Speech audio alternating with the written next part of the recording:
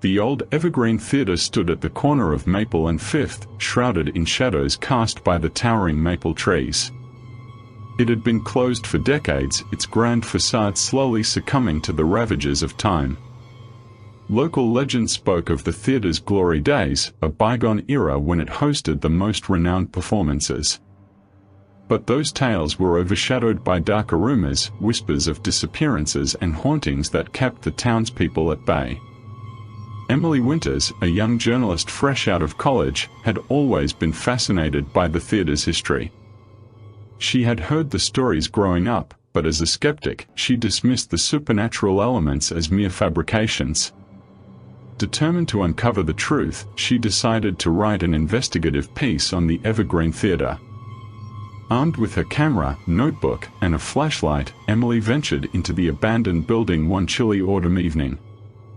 The massive wooden doors creaked open with an eerie groan. Inside, the theatre was a haunting relic of the past.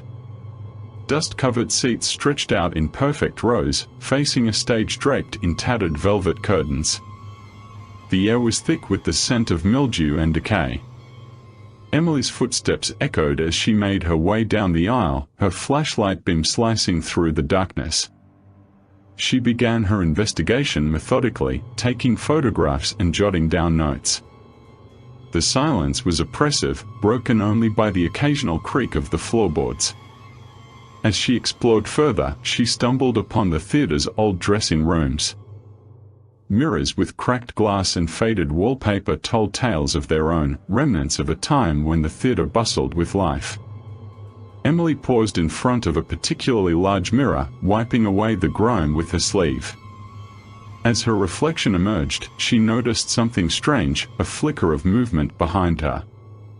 She spun around, heart pounding, but found nothing but empty space. Shaking off her unease, she continued her exploration. In the backstage area, she discovered a stack of old playbills and photographs.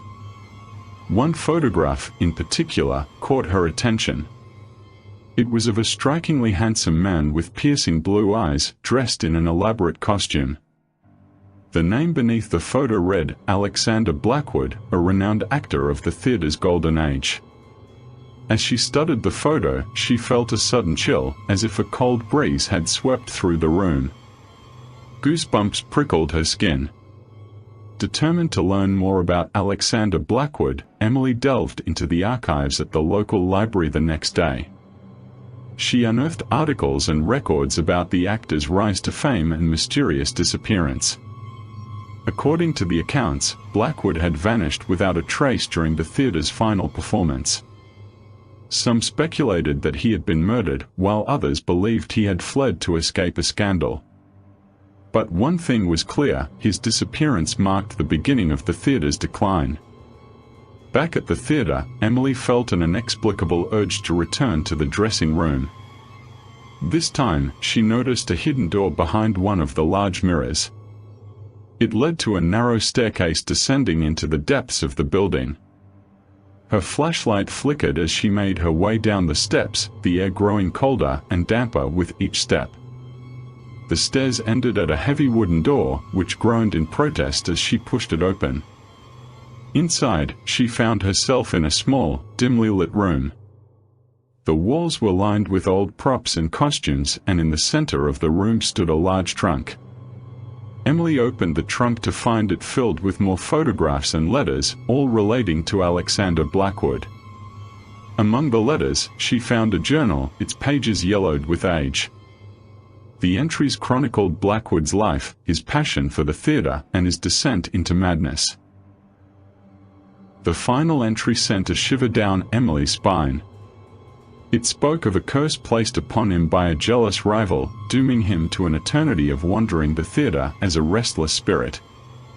As she read the last words, she felt a presence in the room. Looking up, she saw the faint outline of a figure standing in the doorway. It was Alexander Blackwood, his eyes filled with a haunting sadness. Emily's heart raced as she tried to make sense of the apparition. "What do you want?" she whispered, her voice trembling. Blackwood's ghostly form seemed to flicker, as if struggling to maintain its shape. "Release me," he said, his voice a mere echo of its former self. "Break the curse." Emily didn't know how to respond. The idea of breaking a curse seemed ludicrous, but she couldn't ignore the desperation in the ghost's eyes. "How?" she asked, her voice barely audible. Blackwood gestured towards the journal. "Find the one who cursed me. Only they can lift it." Determined to help, Emily spent the next few days researching Blackwood's rival. She discovered that the rival was a fellow actor named Victor Crane, who had disappeared shortly after Blackwood. Following a trail of clues, she learned that Crane had been buried in an unmarked grave in the town's old cemetery. That night, Emily made her way to the cemetery, the full moon casting an eerie glow over the tombstones. She found the unmarked grave and began to dig, her hands trembling with fear and anticipation. After what felt like hours, her shovel struck wood. She unearthed a small, ornate box and opened it to find a tarnished amulet inside. The amulet pulsed with a dark energy, and she knew this was the key to lifting the curse. Returning to the theater, Emily confronted Blackwood's ghost once more. She held the amulet aloft, feeling its power surge through her. "I found it," she said, her voice steady. "How do I break the curse?" Blackwood's form seemed to solidify, his eyes burning with hope. "Destroy it," he said. "Destroy the amulet." With a sense of finality, Emily threw the amulet to the ground and smashed it with her shovel. A blinding light filled the room, and she heard Blackwood's voice, filled with gratitude. "Thank you," he whispered, before fading into the light. The theater seemed to sigh with relief, the oppressive atmosphere lifting.